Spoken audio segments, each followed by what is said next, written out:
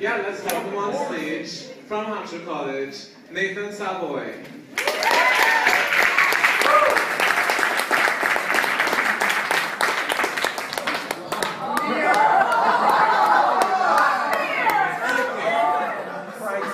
Amherst College, the least polite place in the valley, everybody. But at least you guys shower, so it's better than Hampshire.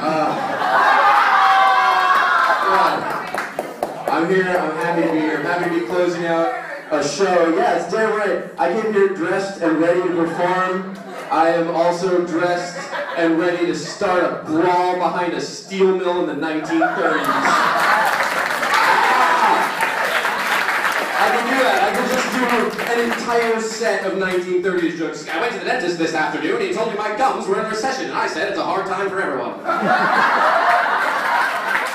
actually, I decided to come today. I just dress just like the oldest, whitest man you've ever met in your life. It's just suspenders and sweater vests and tapioca all the way down, guys. It's bad. It just keeps going. We're going to learn a little bit about each other. By that I mean you're going to learn about me. I'm from Lexington, Massachusetts. Is anyone here who knows that? Don't do that to yourselves. Lexington, Massachusetts is known for one thing and one thing only, and you probably remember it from your 8th grade social class. That is the Battle of Lexington and Concord, when the Minutemen kicked some bit of British ass. We got the Redcoats out of there, man. Now the Minutemen were our, SEAL Team 6. They were our elite military unit in the Revolution. Now, their claim to fame is that they could get out of bed, get dressed, and load a musket in under a minute. And when I was 11, I was like, that's not that impressive. I get out of bed in a minute all the time. And now I'm a senior in college, and I'm like, holy shit! No wonder we won! If you gave me a minute, I'd have half of one sock on. No, I'd be the Minuteman, punching the rooster alarm clock, just being like, there's a snooze button on this thing. I'm just a 5 more minute man, please. I can't. I do a lot of shows around here. I love performing at the 5 colleges. They're my favorite. They're my favorite because we all have our own traditions. So you have Hampshire, which smokes a ton of weed. You have Mount Holyoke, which drinks too much. You have UMass, which throws riots. You have Smith, which wishes it was Mount Holyoke. And then you have Amherst, which ignores Title IX.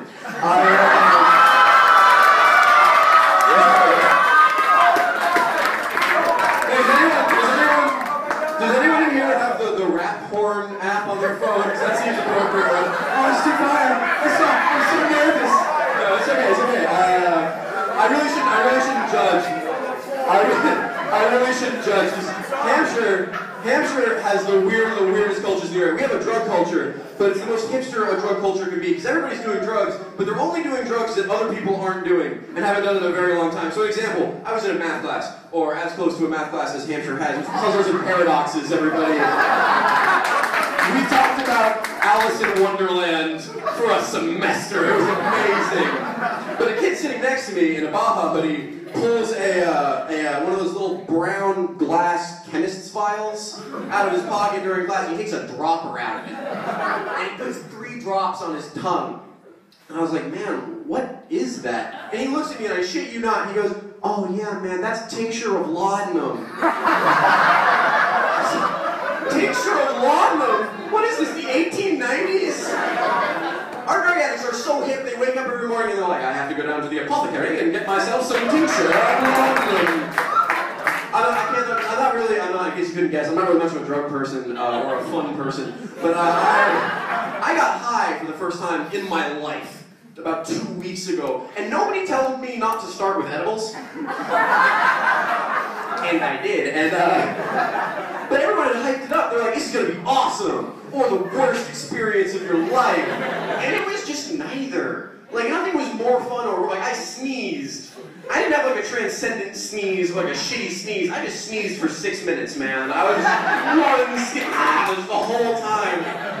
I realized I was high, too, because I didn't know. I realized I was high when I went to go get a glass of water from the dorm bathroom, and there were just so many more steps involved in that process. And I remember, I had to get the mug, I had to find the mug, I had to take the mug down to the bathroom, I had to get into the bathroom, I had to remember why I was in the bathroom in the first place, which I could not do. Then when I recalled why I was in the bathroom, I had to find the mug, which was in my hand. I took the mug, I put it into the sink, I put the sink on. And I water into the mug. Once there was enough water in the mug that I lifted up my face, I tried to pour it into my mouth. I had to make sure to tilt it enough just to get onto my mouth and not onto my face. I was going to put the cup down and realized I hadn't swallowed yet because I had forgotten how to swallow. There's water in my mouth. What do I do? I finally swallowed and I quenched my thirst and realized that I'm naked. Yeah, man. It's rough. I got so high that I lost object permanence. Peekaboo got fun for me again, guys. I was like, oh my god, they're gone! Oh my god, they're gone! I was like a tiny puppy. I was the smallest puppy. I got so high that I stopped talking. Not because I was anxious or paranoid, I just knew that everyone in the room could read my mind. I didn't have to say shit. I got so high that I knocked that coat off of like the hanger, and all this spare change flew out across the floor, and my first thought was, oh, I'm King Midas now. I touch stuff and it turns to money. Which is, by the way, the most stereotypically Jewish superpower you can have. I am in fact of the tribe. I'm Jewish. You couldn't tell by the Boeing 747 that's attached to the front of my face. It is so big. If I lie on my back in a public pool, kids will look at me and be like, shark! And I'm like, okay, so like you break one guy's knees because he owes you money and now you're a shark. I don't know. Being a Jew, I have a lot of weird fears. I'm frightened of Germans. I'm frightened of marching. Not a fan. I'm actually not frightened of the Israeli military, not because I'm pro-Israel, but actually because when I think of the Israeli military, all I can imagine is 300 Woody Allens. All in a line, and all of their helmets are just slightly off. You know, there's a little bit of the angle. Another weird fear that I have in the Judaism is I can't go into churches. I'm petrified of churches, and the reason I'm petrified of churches is I'm scared I'm going to walk in, and the whole congregations, all their heads are going to spin around like in The Exorcist, and all the way around and around, and they're just going to look at me, and in one fell chorus, I'm just going to hear, Jew. And man, they're going to tackle me, and they're going to like sew my foreskin back on. It's going to be awful. It's terrible. It's terrible. And it came to a head for me recently because my little cousin was getting baptized and I had to go. And first of all, baptisms are a weird tradition. We have made a tradition out of drowning a child slowly. Just dunking them in water like donuts. That's all. There was never a first baptism. I promise you, no one intended to baptize. What happened is somebody got caught baptizing a child. Somebody was like, hey, Frank, what are you doing? I'm blessing it. I'm blessing it. I swear to God, I'm blessing it. We're learning a lot about each other here. This is nice. So we're gonna kick it up a notch. Deepest, darkest secrets. I'm gonna go first. I suffer from a horrible depression. There used to be a time in my life when I was like, I'm gonna do it. I'm gonna kill myself. It's gonna be done. But I try to be pragmatic about it. I try and be careful, be thoughtful, be sensitive about it. So I keep a noose in my basement. It's my just-in-case noose. Because really, a noose is one of those things that's better to have but not need than to need but not have. I try to be responsible. It's a hemp noose. It's more environmentally sustainable, and it doesn't chafe. And usually chafing wouldn't be a big problem, if you actually finish the job. But my therapist says that follow-through really isn't my strong suit, so I try and plan around these things. So I had a night where I was like, I'm going to do it. Like, I'm done. I had written my note. I had moisturized my neck just in case it didn't work out. I was about to go downstairs to get my noose, and I hear a window shatter downstairs, right?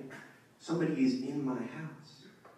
You know what makes you not want to kill yourself more than anything else in the world? The thought that you might die. The thought that you might actually die. What is that? Okay, so we're gonna move into a couple. I got into comedy for the sex, which you can see definitely worked out well for me. I'm like, good, but I did. It's probably for the best that that didn't work out so well. He's like, I'm not good at it, guys. I'm not like. It's worse if the lights are off too. Sex with me in the dark is like Operation meets Marco Polo. It's just, is that a clitoris? That is a nipple, my friend. Wait. Surely that's a clitoris. That is a belly button, everybody. But is that a clitoris? That's my shallow sense of self-worth. I think it's weird because we never talk about sex in this culture. Like, I don't think we do. I think we will like gossip about it, or we'll like sex, or we'll beat around the bush. That's the worst joke I know, I swear to God. But we don't talk about it. And it's fucked up that we don't talk about it. Because like for a room like this to happen, let's say there's 70 people in this room, barring twins, 70 fucks happened to make this room, right? Then we can all agree that 70 fucks happened to do that. And you know that not all those fucks were 3-minute, wholesome, in the missionary position with the lights off for the sole sake of procreation fucks, right? Some of these fucks were fucked up fucks. I stone cold guarantee you that at least one person in this room, probably you, was conceived with their mother blindfolded. At least one of the people in this room was conceived while their father was on fire. At least one person in this room was conceived just at a massive gangbang. Just any semen will do. Just anything, anywhere. But I tried to find something profound in this, and being the fucked up person that I am, I did. Which is that no matter who you are, whether you're, I don't know, the Dalai Lama, or one of your professors, your girlfriend, your boyfriend, your significant other of intergender things, I don't care, your parents, it doesn't matter. We all started life. Every single one of us started as nothing more, just a little, just a tiny spurt of cum. That's all we were. And I told that joke in Hampshire, and one of my friends said to me, "Nathan, that's sexist." She said, "You can't just focus on the male perspective." And I was like, "You got me, you're right, I can't." Not only have we all been a tiny spurt of cum, but every single one of us is also the periods our mother never had. So I have one more story for y'all, if that's all right. I have one more story before I leave you. I want to thank Amir for setting this up. I'd like to get a quick round of applause for Amir.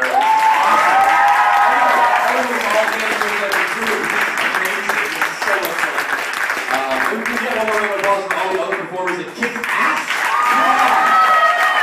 Hell yeah! Alright.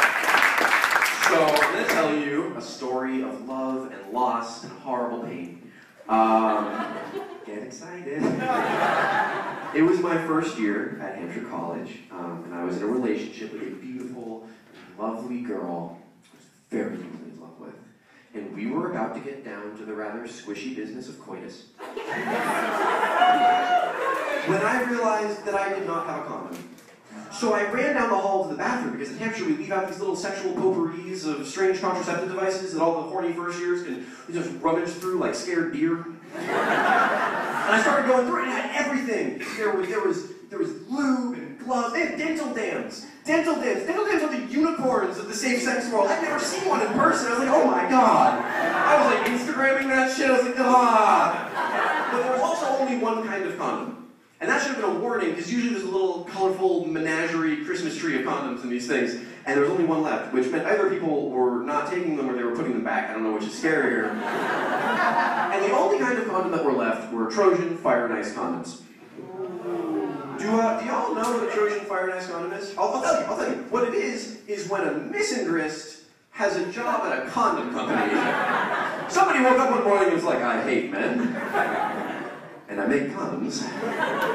How can I combine these interests? Trojan Fire and Ice. But I was an idiot. So I took one of those fuckers, I ran back. Trojan Fire and Ice condoms, those who really don't know, they're a regular condom, and on one side, the fucker side, on the fucker side, they have a heating lubricant. And on the fucky side, the penetratee side, there is a cooling lubricant in case you really wanted to know what it's like to fuck a corpse. I don't know. Anyways, I went back to my room, and I suit up, and we start going in earnest. We were just going, because the thing about sex is there's a lot of things you aren't aware of during sex. Like, there's a lot of sensations and sounds, and just everything is happening. You lose track of certain stuff, like your name, the date, where you are, and the temperature of your genitals. You're not standing there being like, it's a balmy 67 degrees on my balls right now. So I didn't notice the tingling sensation begin to increase. And then we traveled on for a bit, and I came. I'd love to say we came, but let's be real. I was the first year, guys, come on.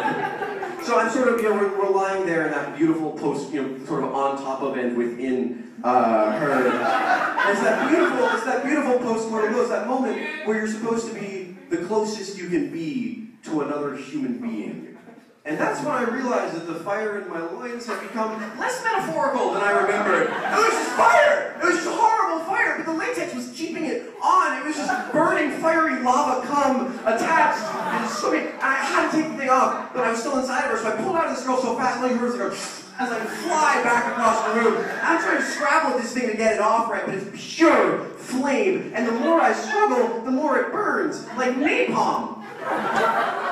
And she's laughing at me. I'm just sitting on the bed laughing at me. I'm scrabbling this thing. I can't scream though because it's a Wednesday night in the dorms. So all I can do is do like my best gargoyle / kabuki mask impression. I'm just like trying. There's like a hissing sound coming out. I finally claw the thing out, like throw it around, like splats on the wall, and there's like smoke rings, and I just fall onto the ground like shriveled, burned dick. It's just done. I'm just weeping quietly. Anyways. That's why I never use a condom. You guys are great.